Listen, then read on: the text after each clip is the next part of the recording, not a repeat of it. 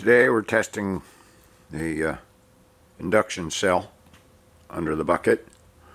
It's connected to the voltmeter. We are reading 10 millivolts. It is set on AC voltage.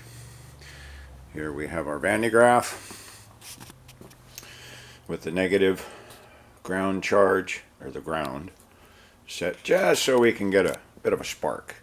Now there's not much spark today because it's been raining the last couple days. So let's see what happens.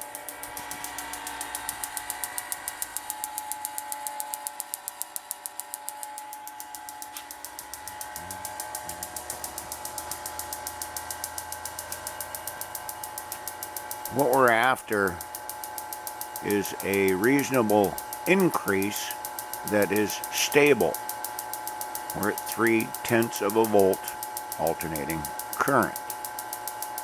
That doesn't normally happen when trying to store a static charge, but we're doing pretty good at it. Now, yeah, 0.3 of a volt, that's not much. Well, you're right, it is not much, but there's a reason for that. Number one reason is the poor quality of my cell. Let me show it to you.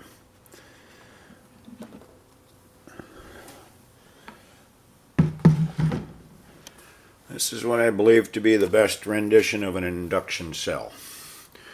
This on top is a ballast resistor. It's one of 3 cells combined. The antenna wrapped around it is designed to pick up the static charge that is emitted from that cell. It is placed, it goes through the horizontal wood shape and directly into the crushed quartz cell beneath. Now the crushed quartz cell, what that is, started with a cap, rattle can cap.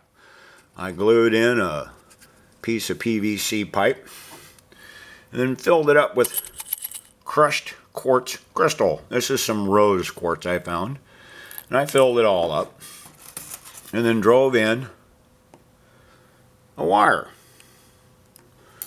Alright, now the first thing you do is you take a piece of plexi and it goes right over the top, and of course your wire would be in place. Next is the shape. Now this shape here I believe to be correct. Of course I thought many of them were. This is not easy. This is not easy. You can't just figure out where a static charge will naturally develop. So you'll see that it has a hole in the center, and it has a hole in the wood over here where the antenna plugs in and goes through. They don't, neither one touches the wood. The mere presence of a charge from the cell beneath is what gives polarity to the wood shape.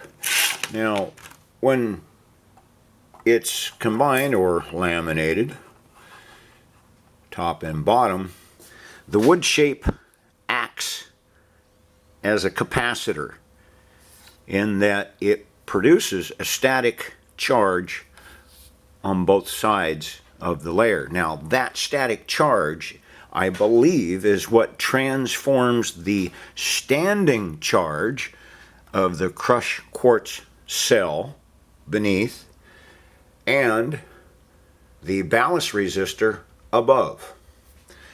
To note, there should be an air pocket in here, as in here. Nothing should touch.